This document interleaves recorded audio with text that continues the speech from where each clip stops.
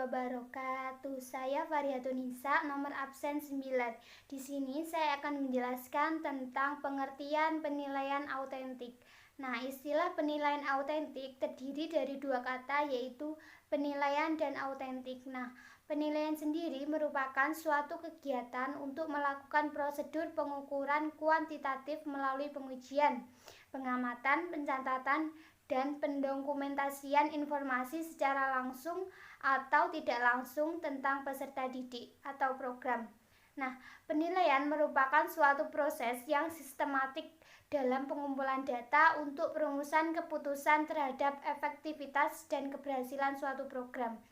Nah, mengacu pada Permendikbud nomor 23 tahun 2013, standar pendidikan penilaian adalah kriteria mengenai mekanisme, prosedur, dan instrumen penilaian hasil belajar peserta didik. Nah, adapun pengertian autentik, yaitu berarti keadaan yang sebenarnya, yaitu kemampuan atau keterampilan yang dimiliki oleh peserta didik. Nah, istilah autentik dalam Kamus Besar Bahasa Indonesia memiliki arti dapat dipercaya atau asli, dan merupakan sinonim dari nyata, valid, adil. Nah, salah satu kurikulum 2003, di mana guru dalam melakukan penilaian benar-benar memperhatikan proses pengumpulan berbagai data yang bisa memberikan gambaran perkembangan terhadap peserta didik.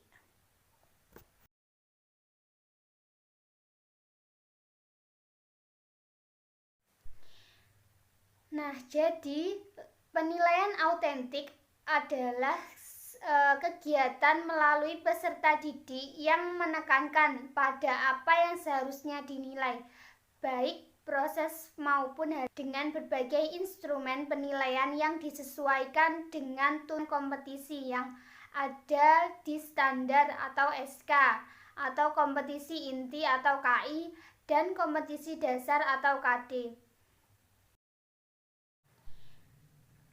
Dan penilaian autentik adalah suatu proses pengumpulan, pelaporan, dan penggunaan informasi tentang hasil belajar peserta didik dengan prinsip-prinsip penilaian, pelaksanaan berkelanjutan, dan bukti-bukti autentik, akurat, dan konsisten sebagai akuntabilitas publik.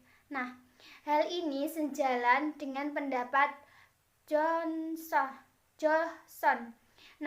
tahun 2002 yang mengatakan bahwa penilaian autentik memberikan kesempatan luas kepada peserta didik untuk menunjukkan apa yang telah dipelajari dan apa yang telah dikuasai selama proses pembelajaran. Nah, lebih lanjut, Johnson mengatakan bahwa penilaian autentik berfokus pada tujuan melibatkan pembelajaran secara langsung, membangun kerjasama, dan menanamkan tingkat berpikir yang lebih tinggi. Assalamualaikum warahmatullahi wabarakatuh.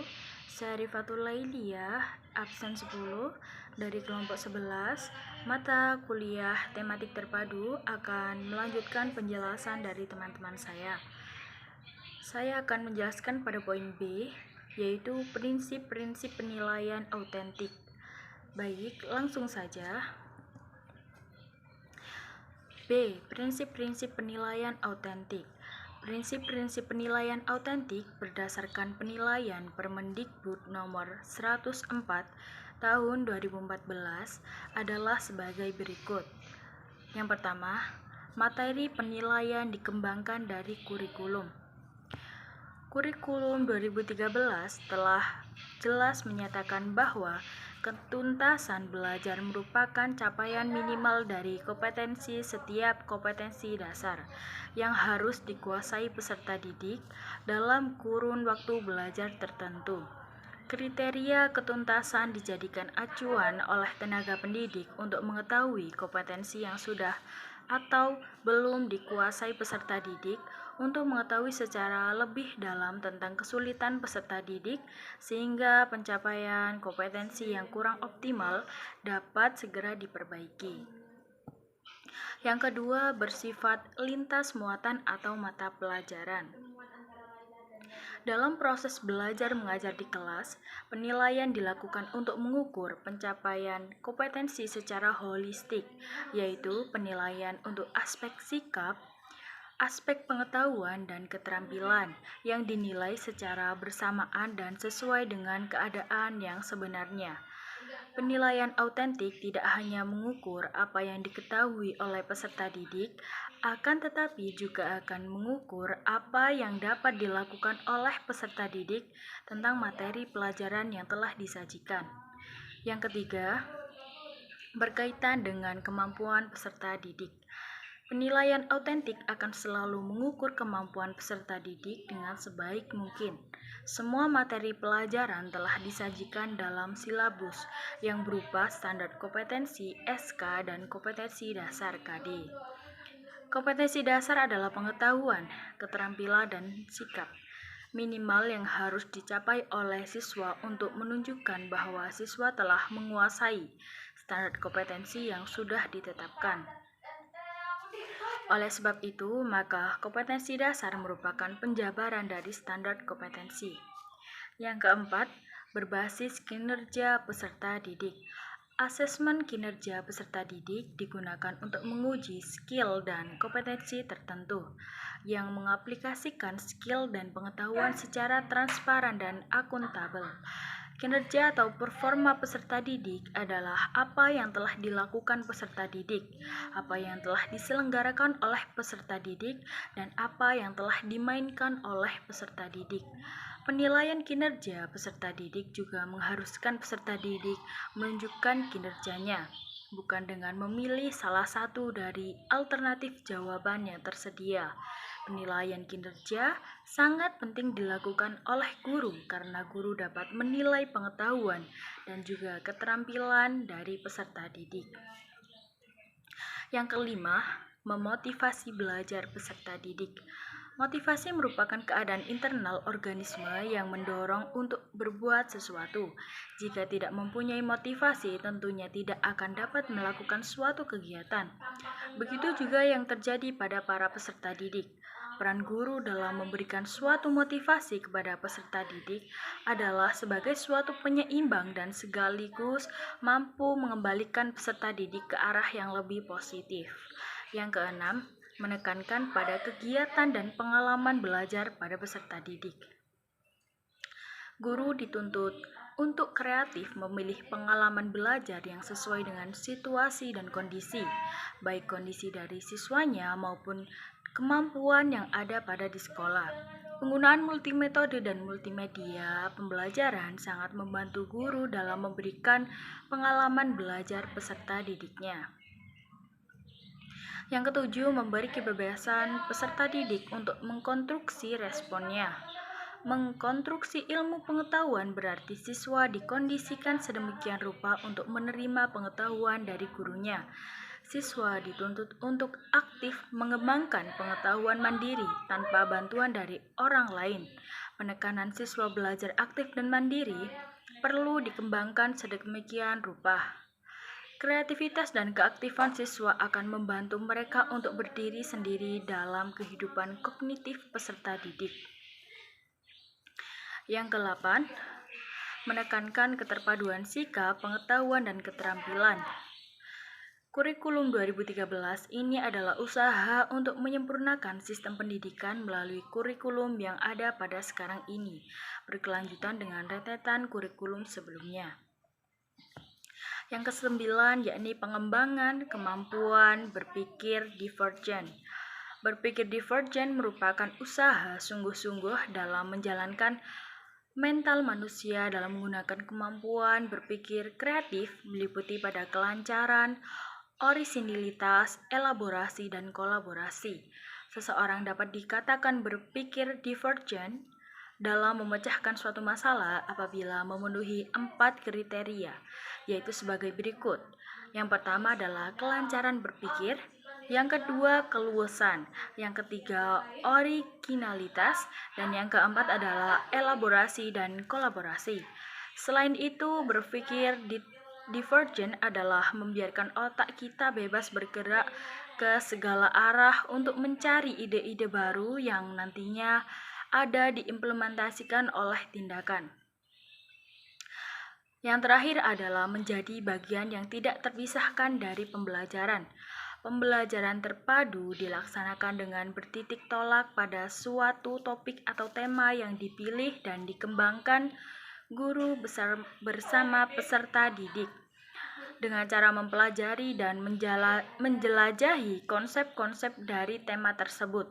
Pembelajaran terpadu didasari dengan pendekatan inquiry yang melibatkan perencanaan, eksplorasi, tukar-menukar ide, dan mendorong anak didik untuk bekerja sama dalam kelompok dan didorong untuk merefleksi kegiatan belajarnya sehingga dapat memperbaiki diri secara mandiri. Adapun rumusan prinsip-prinsip penilaian autentik yang lain menunjukkan bahwa keseluruhan penilaian yang direncanakan dan dikembangkan serta dilaksanakan guru atau tenaga pendidik harus memperhatikan prinsip-prinsip penilaian yang meliputi sahih, berarti penilaian didasarkan pada data yang mencerminkan kemampuan yang diukur. Objektif, berarti penilaian didasarkan pada prosedur dan kriteria yang jelas dan tidak dipengaruhi oleh subjektivitas penilai. Adil, berarti penilaian tidak menguntungkan atau merugikan peserta didik karena berkebutuhan khusus atau perbedaan latar belakang agama, suku, ras, budaya, adat istiadat, status sosial, ekonomi, dan gender. Terpadu berarti penilaian oleh tenaga pendidik yang merupakan salah satu komponen tidak terpisahkan dari kegiatan pembelajaran. Terbuka berarti prosedur penilaian, kriteria penilaian, dan dasar pengambilan keputusan dapat diketahui oleh pihak yang berkepentingan. Menyeluruh dan berkesinambungan berarti penilaian oleh tenaga pendidik yang mencakup segala aspek kompetensi dengan menggunakan berbagai teknik penilaian yang sesuai untuk memantau perkembangan kemampuan peserta didik. Sistematis berarti penilaian dilakukan secara berencana dan bertahap dengan mengikuti langkah-langkah yang baku. Beracuan pada kriteria, berarti penilaian didasarkan pada ukuran pencapaian kompetensi yang ditetapkan. Yang terakhir adalah akuntabel, berarti penilaian dapat dipertanggungjawabkan dari segala teknik, prosedur, maupun hasilnya.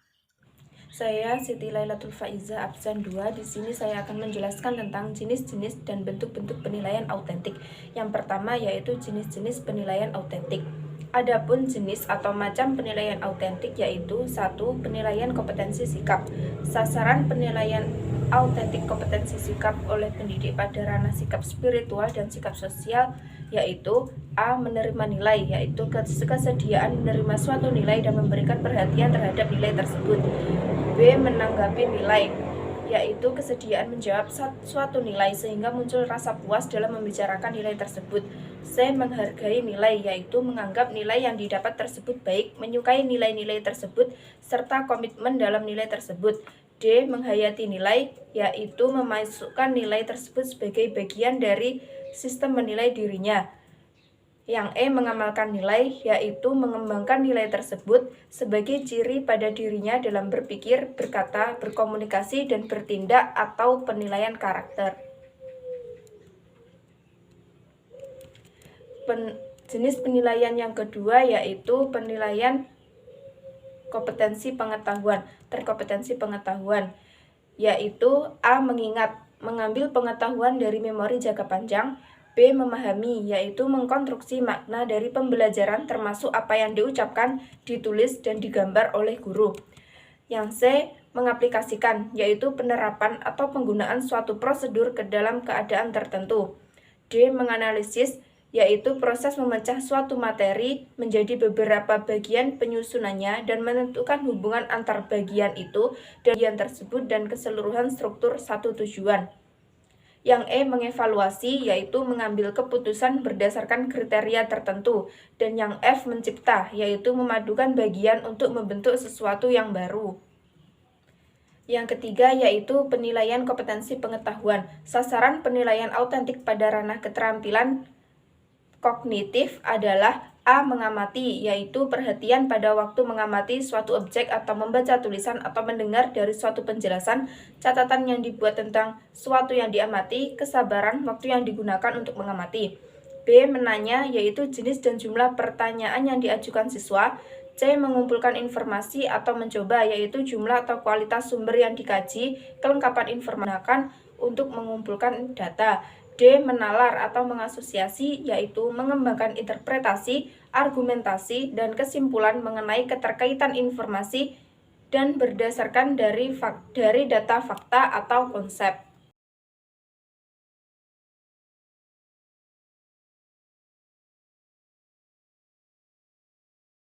Materi selanjutnya yaitu bentuk-bentuk penilaian autentik. Ada beberapa bentuk penilaian autentik, yaitu yang pertama penilaian kinerja. Ada beberapa cara untuk merekam hasil penilaian berbasis kinerja, yaitu A. Daftar cek digunakan untuk mengetahui muncul atau tidaknya unsur-unsur tertentu dari indikator atau subindikator yang harus muncul dari sebuah peristiwa atau tindakan. B. Catatan anekdot atau narasi digunakan dengan cara guru menulis laporan narasi tentang apa yang dilakukan oleh masing-masing peserta didik selama melakukan tindakan. Yang C. Skala penilaian digunakan dengan menggunakan skala numerik berikut predikatnya. Yang D. Memori atau ingatan digunakan oleh guru dengan cara mengamati peserta didik ketika melakukan sesuatu dengan tanpa membuat catatan. Guru menggunakan informasi dari memorinya untuk menentukan apakah peserta didik sudah berhasil atau belum. Yang kedua yaitu penilaian proyek. Pada setiap penilaian proyek, setidaknya ada 3 hal yang memerlukan perhatian khusus dari guru, yaitu A. Keterampilan peserta didik dalam memilih topik, mencari dan mengumpulkan data, mengolah dan menganalisis, memberi makna atas informasi yang diperoleh dan menulis laporan. Yang B. Kesesuaian materi pembelajaran dengan pengembangan sikap, keterampilan, dan pengetahuan yang dibutuhkan oleh peserta didik. Dan yang C. Originalitas atau keaslian sebuah proyek pembelajaran yang dikerjakan atau dihasilkan oleh peserta didik. Bentuk penilaian yang ketiga yaitu penilaian portofolio.